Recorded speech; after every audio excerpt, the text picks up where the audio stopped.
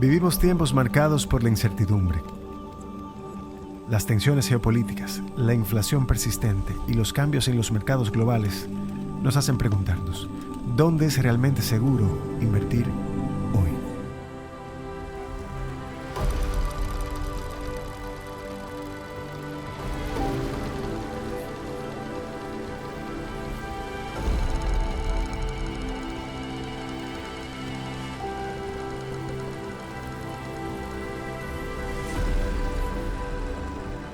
Partiendo de un escenario internacional de incertidumbre, donde las preguntas que nos llegan ya no son ¿cuánto me voy a ganar?, sino más bien ¿esto me protege?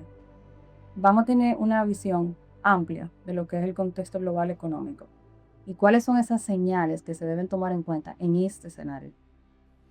Wow, interesante. El cambio de la percepción de cuál es el rendimiento de esto a si esto me protege, representa para mí un grado de sorpresa. Yo entiendo que para responder preguntas de ese tipo, quizás lo que tenemos que hacer como crear un marco de referencia. Desde la actualidad, el reciente conflicto entre Irán e Israel hasta 2020, la crisis del COVID, yo entiendo que representan 5 años en los cuales las economías no han descansado de un on and off de situaciones de tensión. Y van de menos tensión a más tensión, de menos tensión a más tensión. Y eso se ve reflejado en esa pregunta que tú estás haciendo. Ese contexto global no deja de impactar los contextos locales, pero yo entiendo que es importante que hagamos primero ese contexto de referencia. Mira, la señal más importante que se tiene que tener en cuenta en estos momentos es que nadie tiene la posibilidad de prever. Las tensiones geopolíticas terminan en eventos bélicos. Nadie puede prever eso. Todos los eventos bélicos que vienen como resultado de tensiones geopolíticas terminan impactando las economías, no solamente de la región donde se den esos enfrentamientos, sino también a nivel global, porque todo está interconectado.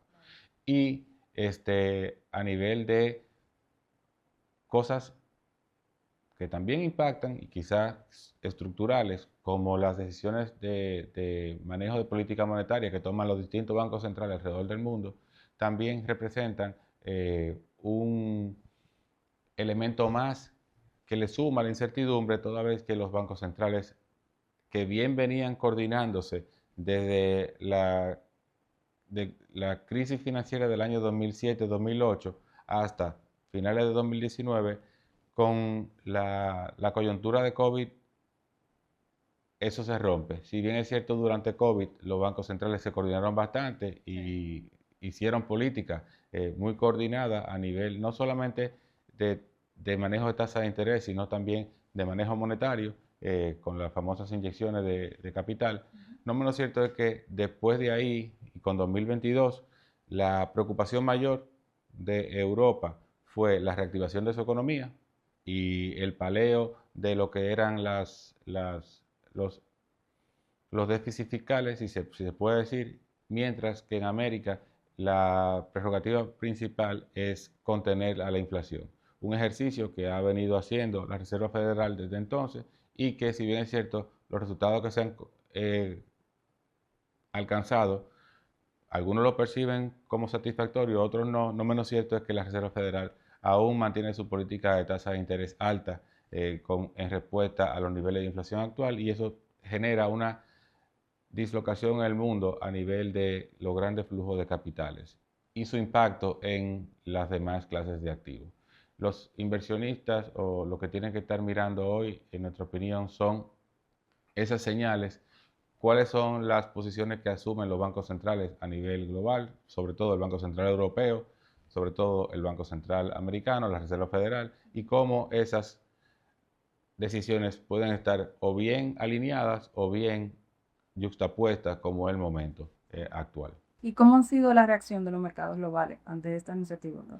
Ha predominado los fundamentos versus la narrativa. Si bien es cierto, la narrativa impacta de corto plazo instrumentos que tienden a ser más reactivos, como el caso de instrumentos de renta variable, no menos cierto es que los fundamentos al final del día han prevalecido.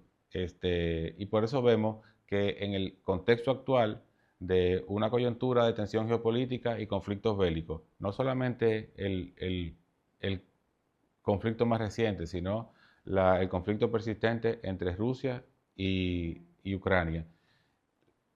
Hoy estamos en ese contexto, hoy estamos en un contexto de alto nivel de inflación todavía, percibidos como altos, y vemos que tú tienes los índices bursátiles en all-time highs. Tú tienes los precios de los bonos en cerca de lo que son los promedios históricos.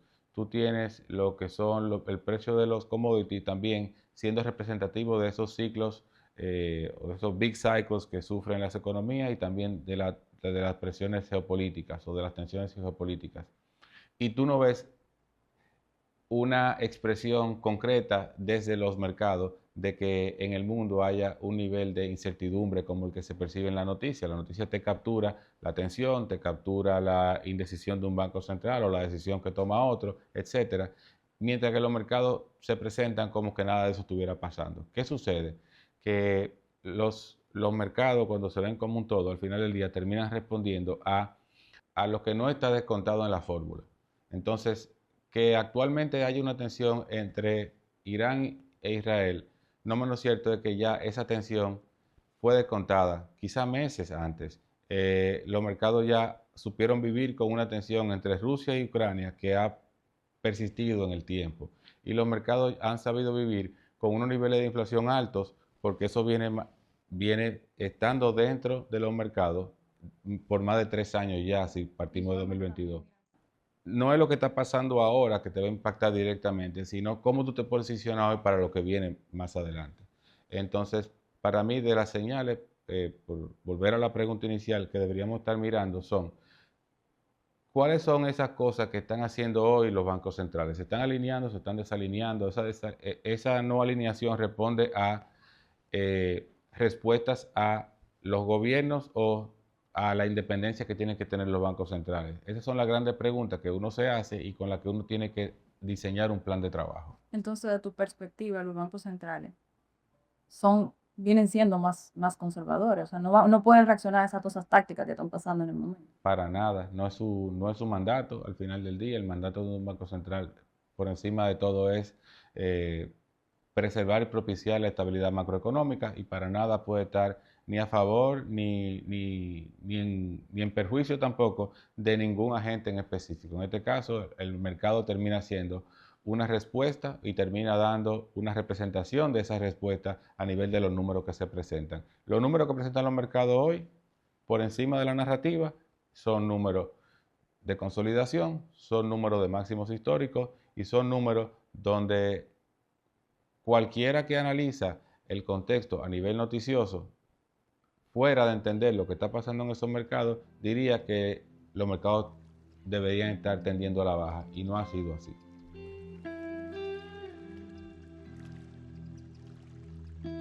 Ya entendiendo este contexto global de incertidumbre, la pregunta de ahora es, ¿cómo posicionarse para sacar partido, si se puede, en una coyuntura como tal? Claro, yo entiendo ahí que el factor más importante es entender que hay opciones. En este mercado tenemos activos, diferentes clases de activos y diferentes estrategias. Ya la sensación no es un activo único que me protege de todo. Aquí entra el factor de diversificación. Esas estrategias, que de hecho me encantaría hablar de lo que son estrategias sistemáticas, por ejemplo, como su nombre lo indica, son estrategias que sistemáticamente están tomando ventaja del mercado, porque están constantemente en el mercado. Ya sea, por ejemplo, en tasa de interés, ya sea en tasa de cambio, ya sea con precio, ya sea el mercado de materia prima, te permite tener una visión global y tener un pedacito en cada parte de los puntos que son importantes en el mundo que afectan el mercado de capitales.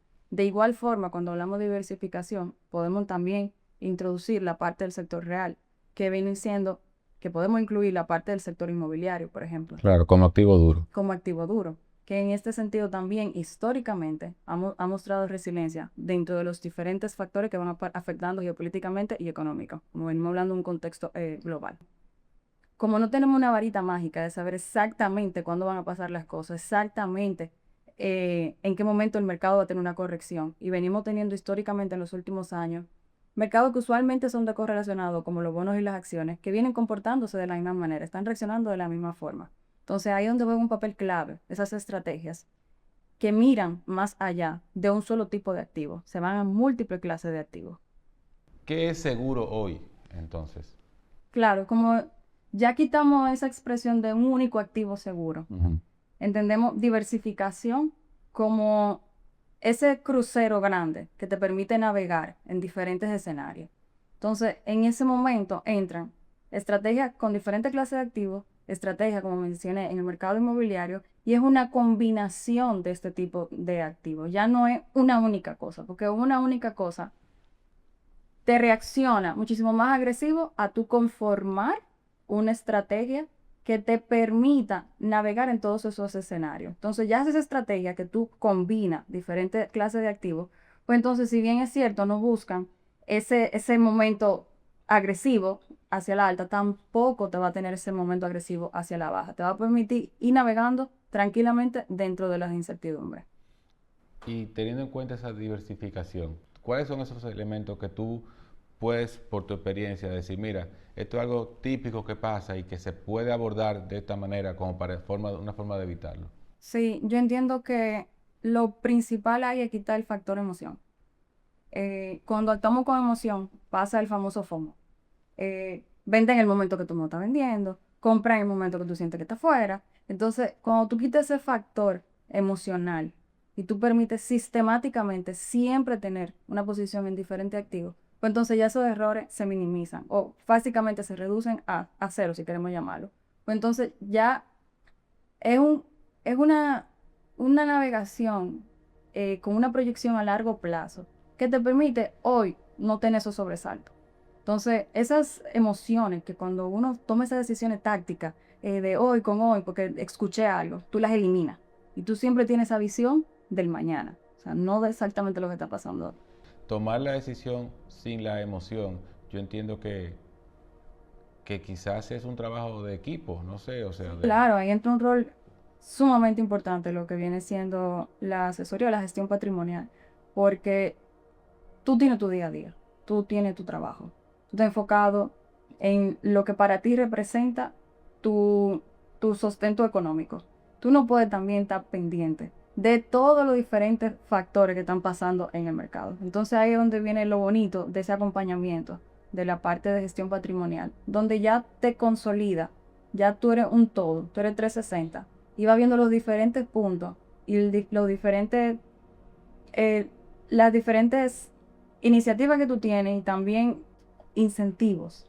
¿Qué te motiva a ti y qué te motiva a llegar a donde tú quieres llegar? No es lo mismo eh, conformar una gestión patrimonial para una persona que tiene ya sus hijos en edad que hasta nieto tiene, que conformar eso mismo para una persona que está iniciando pues, una familia.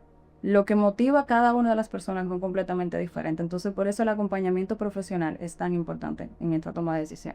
Qué interesante.